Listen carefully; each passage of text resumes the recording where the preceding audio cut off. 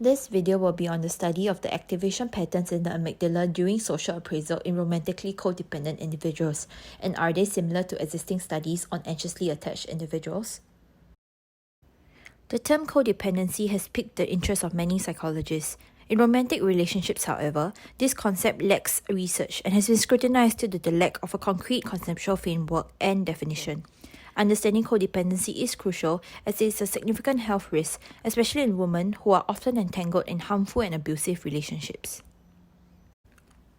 Although there currently lacks research on this topic, a closely related concept, attachment styles, has been extensively researched on. According to Harper and Carnelli, anxiously attached individuals tend to be insecure, get jealous easily, and experience tumultuous relationships. These behaviors are consistent with that of codependence and seem to stem from a similar source, poor emotional regulation. The amygdala plays a crucial role in emotional regulation, specifically the processing of negative affective information.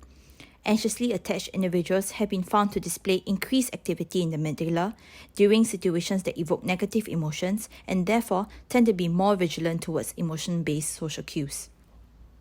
This study hypothesizes that romantically codependent individuals will display greater amygdala activation as compared to non-codependents when faced with negative social appraisal. This study also hypothesizes the same results in response to incongruent social appraisal.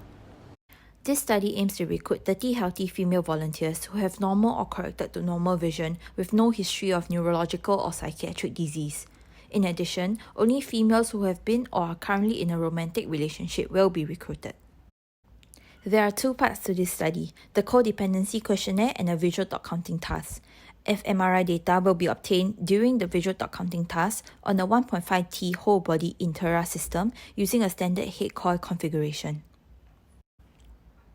Codependency will be assessed using Frail's Codependency Assessment Inventory, which includes 60 true or false questions on how individuals feel about themselves, their life, and those around them.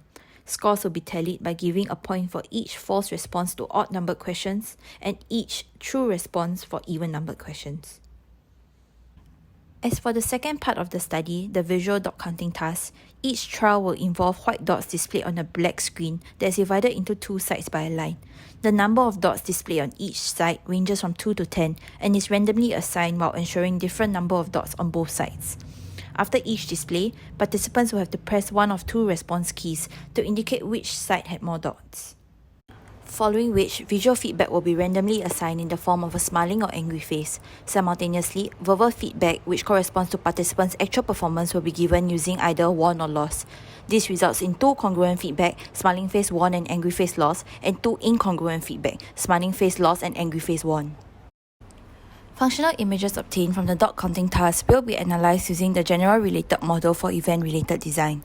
Areas that show significant activation of voxel level of P less than 0.001 will be identified as regions of interest. Beta values from each ROI for all feedback conditions will be extracted.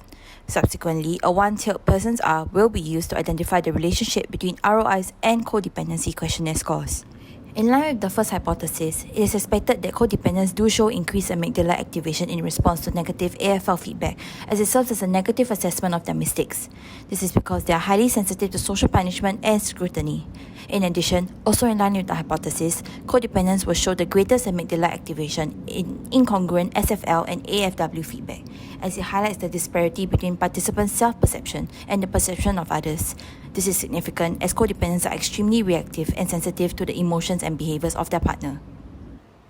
These findings provide researchers the first step to understand the neurological basis of how codependents perceive social information. In addition, as the findings are similar to anxiously attached individuals, it can be used as a point of reference to gain understanding of the possible biological, developmental, and social factors that may be related to codependence. In doing so, a formal diagnostic definition, criterion, and possible intervention strategies can be formulated. Despite so, one key limitation of the study comes from the assessment of Frail's Codependent Assessment Inventory as a valid measure of codependency. Although it has been used in multiple studies, codependency has different definition and manifestation among different populations such as drug populations, caregivers, and romantic partners. To conclude, the neurological basis of behavior is multifaceted. As such, future studies should go beyond the amygdala and examine different areas of the brain such as the striatum. The striatum shows enhanced activation during positive feedback, and the lack of activation is a sign of poor reward detection. This should be of interest to researchers as codependents tend to yearn for comfort and seek support from external sources.